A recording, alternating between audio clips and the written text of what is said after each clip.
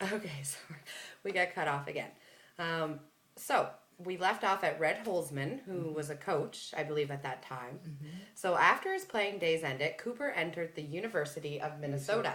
He received a master's degree in social work. So what we know about a master's is that it's You have 2 year more, two more year or 1 more year. Yeah. On top of your 4 years. So that's what we know. So you start out at an undergrad, and then you get a graduate, and then a master's, and then a PhD, and who knows? You might be a doctor one day. Who knows? Chuck Cooper used his education well. With his wife and children, he moved to Pittsburgh, Pennsylvania.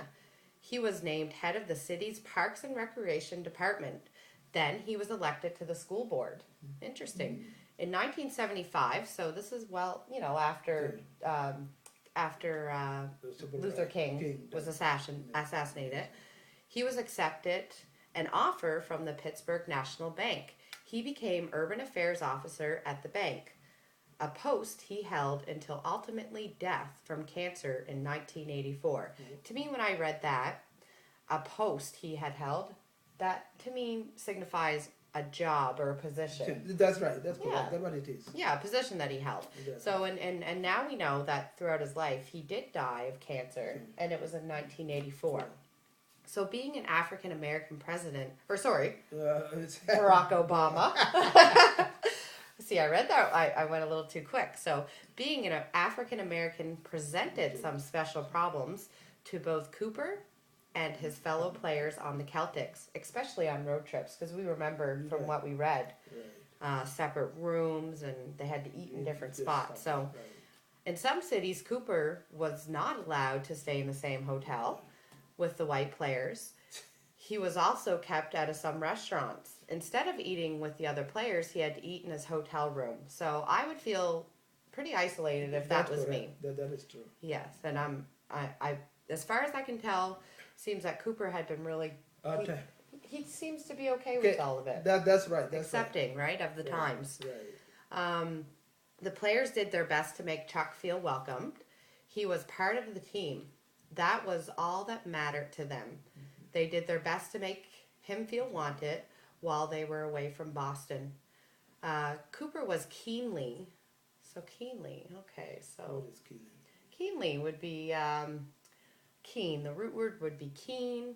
The definition, I guess, right off the top of the head would be excited or, there's, or happy or focused. Focus, morals. He had a goal in mind. Right. Cooper was keenly aware of the way Jackie Robinson, who we know, he played in the baseball.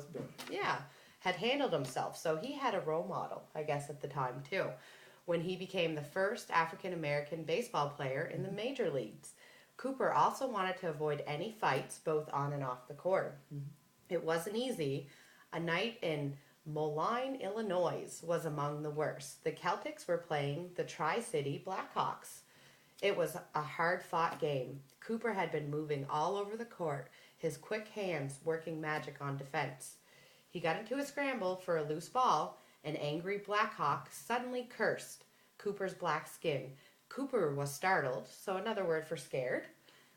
He invited the player to repeat the words. When he did, Cooper lost his temper. He pushed the opponent, meaning the opposite player of the team, in the face with an open hand.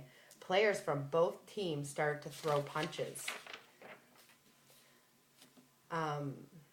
Both benches emptied. Even the two coaches tangled.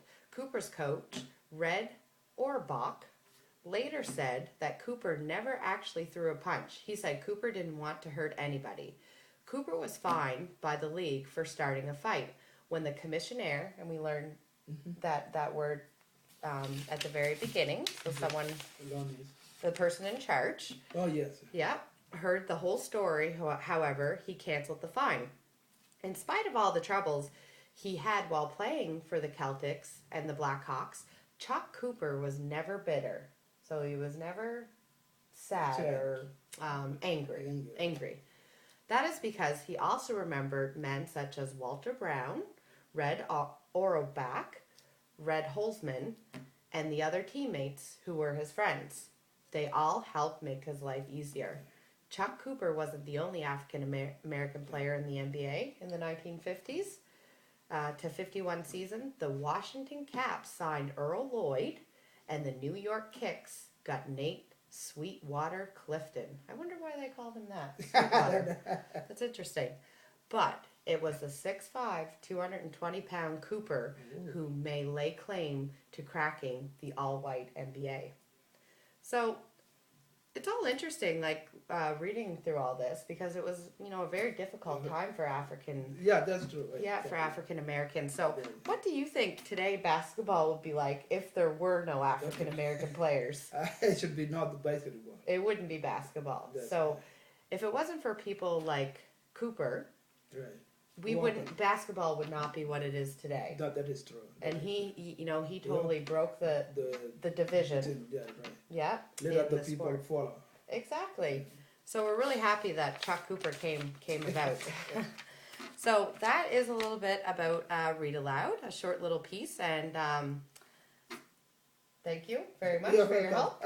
And we'll see you soon. Okay. Bye bye.